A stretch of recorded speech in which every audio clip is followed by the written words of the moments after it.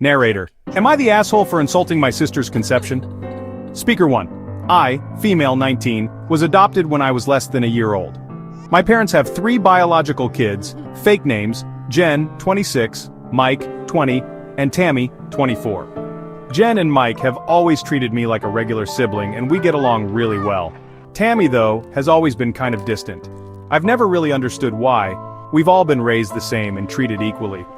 But Tammy's made comments over the years like, I'm not a real family member, and I wouldn't understand because I'm not actually related to them. What makes it more confusing is that Tammy isn't fully related either.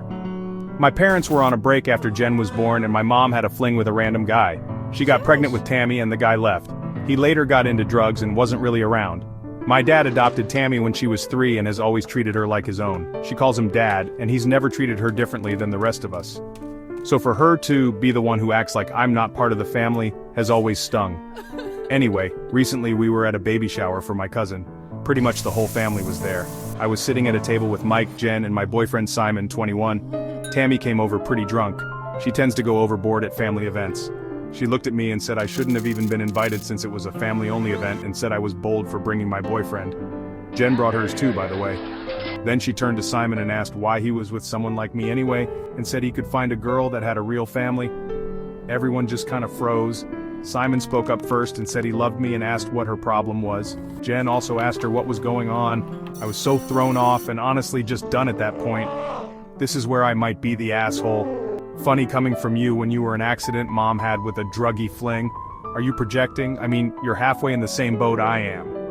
Just because I'm not related to you guys biologically doesn't make me any less part of this family.